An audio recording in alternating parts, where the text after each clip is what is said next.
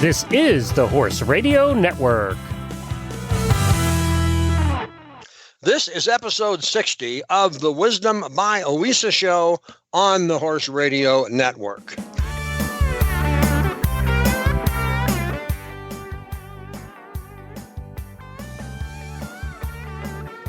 This is Mike Donnell. I'm Casey Wilbanks-Coletti. And this is Sophia Aguila. Welcome to Wisdom by WESA on the Horse Radio Network.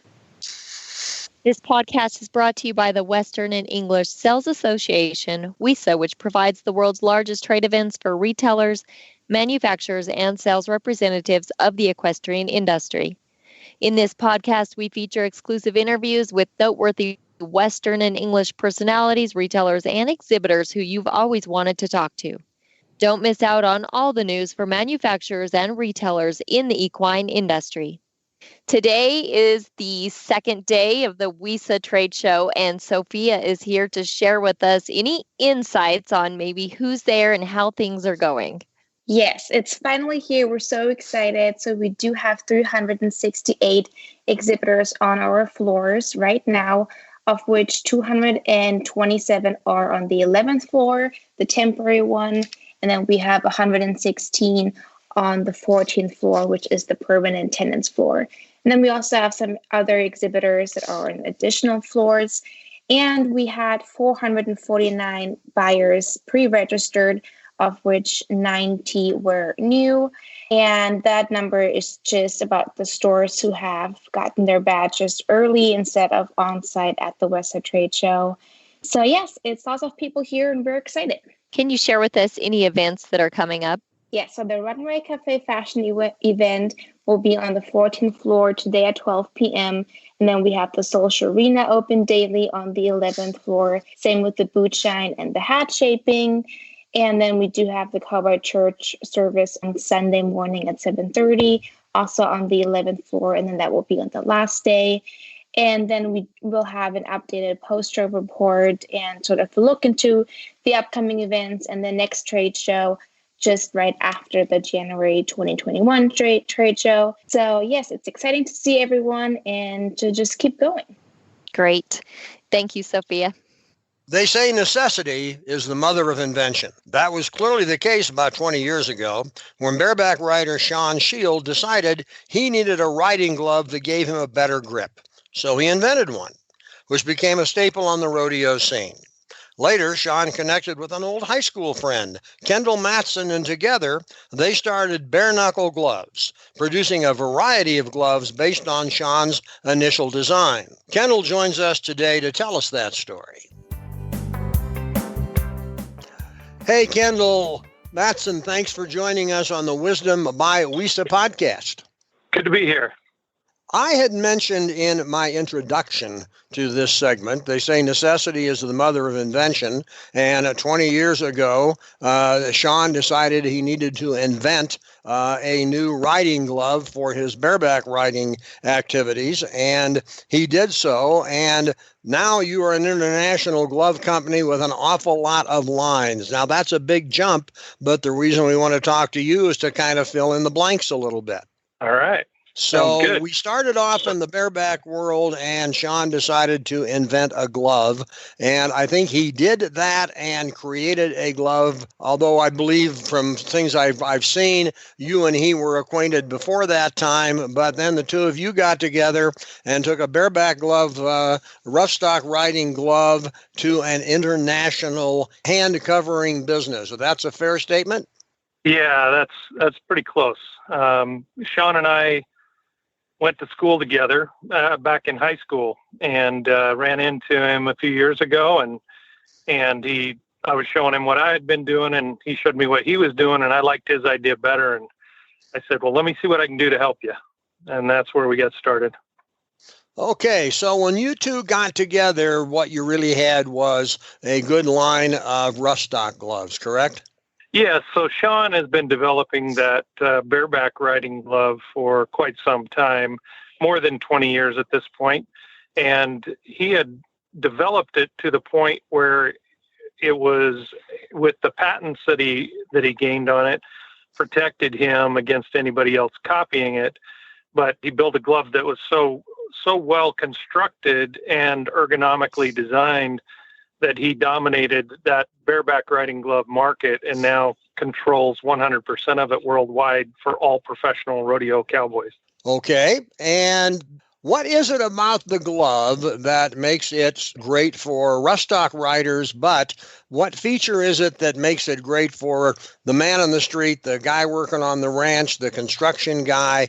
What is it that makes that glove such a desirable product? Well, in all of our gloves that we supply, both work gloves and welding gloves and insulated gloves, we incorporate the patented design that Shawn developed in the beginning. And that design grew over time from a single wedge in what we call a single wedge in the glove to a double wedge. So there's basically a release in each knuckle that is then filled in with leather. And so you'll see those wedges in our gloves. They're pretty identifiable because of that wedge. We trademarked that, and it's called the double wedge design. And that is truly what makes a truly good ergonomic glove. With that design, we were able to create a work glove that allows them to use that glove all day and it not be stressful on the hand. A lot of our competition are up against this same challenge year after year. How do we make a better working glove that guys will leave on their hand? And that's probably been one of our biggest successes, is that most people injure their hands when they get tired at the end of the day and they've taken their gloves off to rest their hands and then they forget to put them back on. Where ours don't cause that same type of resistance. People will leave their gloves on all day, and by the end of the day, that they're still wearing them and they haven't injured their hands because of it. Okay, Casey, I want to bring Casey in for a minute. I want to go back to the rodeo type of world. Casey's been involved in rodeo since she was little bitty. She knows a lot of guys in the rough stock world. She's been to a lot of rodeos, but I know she has a take on the importance of gloves. Casey, hop in here. I do. I may not ride bareback horses myself. I'm pretty close to it, though, and I understand the importance of a really good fitting glove, not just, say, riding a bucking horse or riding a bull, but as you were talking about just daily work. I mean, me, myself, I went to feed this morning, pulled a bale of hay down, had a bloody knuckle, and I'm like, I don't have my gloves on. Well, I don't typically wear leather gloves because of exactly all the things you mentioned. If they don't fit right, they are just not enjoyable to wear at all. And so I want you to talk to us about, I'm looking at a page on your Facebook, I'm on your website, buybareknuckles.com, and there's fast facts.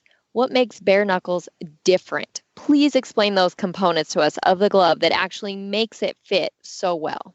Well, there's several things. One, I've already mentioned, that's the double wedge design, which gives you a pre-curved finger. So a couple of things that does is it allows you less stress, but it also keeps the gloves from falling off your hands, even if they're loose, because your fingers are curved. Your natural position of your hand is a curved finger. And to buy a glove that is completely straight, you're immediately having to stress your fingers in order to close your hand. So that's the double wedge design. One of the other things we've done is because of that, we're able to take out excess leather out of the palm and bring that a little bit tighter, so when you grab something, it's not wadding up in your hand. And then the third thing, we use a wing design for the thumb. A lot of glove manufacturers, to save money, they claim it's better. They call it the Keystone style, where they just cut a hole and then sew a thumb in there. But that gives you a nice place to wear out the threads, and then the glove comes apart right in the thumb. Our typical warranty is that the leather will wear out before the seams. And in most cases, our competition, the seams wear out before the leather. And that's where we're really trying to make that impact, is give people the full life of the leather that's in the glove. But those are the key designs that make it different. Yeah, and it has to improve your grip strength and anything you're doing. And I just can't imagine anybody that enjoys, not being able to really grab onto something and have that strength when you're wearing leather gloves. I guess the other concept I would immediately think of, a beneficiary for being your retailer, is this glove works not one glove, but your products. You have a product for everybody, whether welder or just ranch work, outside work, rodeo competitors. When they carry your glove in their store, they have a glove for everybody. They do, if they're carrying all of our styles, including an insulated work glove as well. That we've also, in the insulated work glove, we've incorporated a water resistant leather so that they can get a lot better use in the winter and the colder months. So that once they get wet, obviously your hands are going to be cold. So we're trying to prevent that from happening by using that water resistant leather. It's not waterproof, but it's a lot better than a standard leather. I'm sold, and I need to buy some bare knuckle gloves now, Mike. I don't know about you. Well, my question is, do you have them in a small size that fit Casey? I have pretty big hands, Mike. That's a great question, because we just finished the extra small, and we call it the extra small petite for women with shorter fingers. And we decided not to make a full women's line because there's a lot of women that use our gloves already in our regular sizing. So it's a non-gender glove, but we do have the extra small and extra small petite, and we will have some samples of those in WESA, and we're getting those in actually tomorrow on freight. So we're pretty excited. Well, I think that's another extension of the line. When we talked the other day, we chatted. Actually, you have an international business, do you not? Yes, we do. We're in several countries today, doing very well in Japan with a company over there supporting and building their gloves for them. He's really involved in the camping and outdoor market, and he loves our gloves so much. He's left it up to us to design gloves for him, and then he said, just send them. I know they'll be good. And so we've got 4 different gloves we're building for him. We've got another company reselling the Bear Knuckles product in Brazil and in Spain, and we have a few others coming along very nicely in Canada. Actually, our market in Canada is positioned to eclipse our market in the U.S. in this next year, and then we'll have to have the U.S. market catch back up. But we do have some great customers in Canada, and we're super excited about our growth there. Now, let's talk, Casey kind of brought this up, but if I am a retailer, I do not have your gloves, but I'm intrigued now, and I'd like to consider being a retailer or have you consider me. What's the process and my qualification requirements for me to carry bare knuckle gloves? Do you have a store? That would be the question. And do you sell gloves today? Yeah, we work with just about everybody. We stay away from the larger stores like the Home Depots and the Lowe's of the world, and also Walmarts and those kinds of things. We want to work with small business, individual stores, warehouses is who we prefer to work with, because we come from the small business side of things, and mainly farm and ranch is where we're focused. That's where we're seeing the most growth and the most positive attitude. I can't tell you how many times we're complimented on our gloves on a daily basis. It's amazing. It's the best product I've ever backed in my entire life. Now, something else that we had talked about earlier that it sounds very logical, but I'm always happy to hear it. The pandemic, as horrible as it has been for everybody, still has not been a dampening effect on your market, has it? It did at first. So at first when it hit and everybody was shutting down, we a little bit panicked because I've just hired a whole sales force and everything else to go out and do trade shows like we're doing at WESA. And I was a little bit panicked that nothing was going to happen, but we had fortunately done WESA last year and picked up a bunch of leads, and we followed up on those. And by May, it seemed as though the pandemic didn't affect us at all. We grew about 400% last year, and we know that we're going to receive about the same amount of growth this year by the end of the year. And I'm pretty excited about the additional product lines and other projects that we are working on. Okay, now I'm going to ask a question. You may decline to answer by confidentially, but you mentioned other projects. It would seem to the average person, you've got a glove for everything anybody could possibly use one for, and they're the best they possibly could be. Where do you go next? So our next line of gloves, we've got two that are coming out right away. One is basically the same leather glove we're building with a cut-resistant liner in it. And this has been requested from us from multiple people. We know as soon as it's available, there are thousands of sales available to us. And so that has been in the works for almost a year, and we're finally getting those gloves in the next month. So we're pretty excited about where we can go with that particular glove in the mining industry and in the oil and gas industry. So that glove, as well as the power companies are very high on that glove. So that's one. The second one is a glove that we're designing specifically more like a mechanic style glove with a Velcro strap on it. So it'll be a shorter cuff. Some people don't like the longer cuff because it may get hay in it, or maybe it's because it interferes with the sleeve on their jacket or shirt or whatever. So we're designing an alternative glove. It's basically the same work glove, fits a little bit tighter, and it has the Velcro strap on it, so you can really put it on tight. And then the third project we're working with the U.S. military to design a glove for them. And I have to hold that pretty confidential, but the fact that we're working with the U.S. military directly is pretty fun. Well, and it's another market obviously that would be a huge market. We will not go into that. Obviously, you have some confidentiality issues, but it's interesting to see how a company that makes gloves can expand and grow and use creativity to expand their business. Casey also likes to see how people market. Casey, hop in here. Yes, speaking of creativity and marketing, I am looking at your Instagram page, and I'm blown away by your pictures. Your pictures on social media are precise, they're crisp, they're unique, and I think that is really something we're sharing. Again, if you're a retailer considering carrying a product, this would be one of the things I looked into, because when you have good posts like this, they're shareable, and your pictures are phenomenal. Well, thank you very much.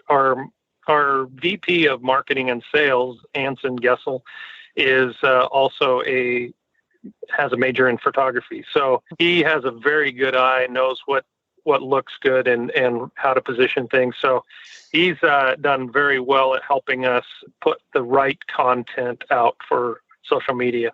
They're very unique and very eye-catching. They really look like they're straight out of a magazine. So again, very important feature to mention. Is there anything else you would like to talk about your marketing strategies, or should somebody carry your product, maybe how you help facilitate marketing aspects to get the design and the feel and just help your retailers market these products?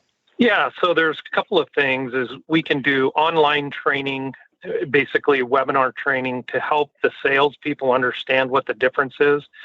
Because with our gloves, you are basically re-educating the entire marketplace on what ours are, how ours are different than other gloves. And sometimes it's just hard to explain when you don't understand all the attributes of our gloves. So we have a little fast facts paper that we put out. It's actually a little card so that customers can pull it and read it and see those fast facts right there. And that's one of the things we do. The other is that we are willing to visit stores and do an opening and help train people in person. If they have a few stores and it's within a reasonable amount of travel for us, we can travel out and attend those stores and really give them some good training hands-on. And to give you an idea, we opened one of the chains this year. I opened 3 stores, and in each of the stores, we were there for under a day and sold 40% of the product that they stocked initially in all 3 of those stores. So it kind of gives you an idea that the product is easy to sell once you understand how to embrace it. Sure. Absolutely. And again, anybody listening, it's buybareknuckles.com. It's a very interesting name, Bear Knuckle Gloves. It's easy to remember. You're never going to forget it. But how did you come up with that name? Well, we were talking about what the gloves do for you. And we initially thought of our gloves as basically a second layer of skin, an additional layer on top of our hands and our knuckles. And it makes it feel like a covering over your bare hand. And we thought, well, bare knuckles are covered. So we thought, hey, let's twist that up a little bit. And actually, Rob, who works for us, thought of the name. And he's a patent attorney as well, or was a patent attorney. He's a patent agent. And came up with the trademark and hunted it down and found out that we could use it. And we've been very aggressively developing a platform for the name itself. Very easy to remember, but it stands out with our logo, which was designed by another gentleman that Shawn and I went to high school with. So it's kind of fun to take everything from a little small town in Idaho to the rest of the world. What a great little story. I love that. That's great. Okay. Well, I think we've covered just about everything. I have one question. I don't know if you have the answer. It just kind of occurs to me. Has anybody tabulated the number of pairs of gloves you've manufactured and sold? I haven't. But I didn't know if anybody had, but I'll bet it's a lot of zeros on that number. Well, it's in the hundreds of thousands of pairs, I can tell you that. Sure. I'll tell you what, we'll put a count on it when we reach 1 million, which will be pretty soon. Yeah, that's so. Hey, listen, I really appreciate the time you've taken. The Bare Knuckles story is it's a great business story. It's a great marketing story. It's a story with initiative, a great idea, hard work. It's just the kind of stories we like to tell on the Wisdom by WESA podcast. And it's been so much fun to talk to you and get the inside story on how a glove company becomes what you have become. So again, thanks for your time. We really do appreciate it. Okay. Hey, thanks for being with us. Enjoyed talking with you. Good luck to Bear Knuckle Gloves. Thanks a lot. Appreciate it. We'll see you at WESA. Okay. Bye-bye. Bye-bye. Show notes and links from today's show can be found on the website wisdombywesa.com. And of course, we'd love to hear your feedback. There is a contact link on that website.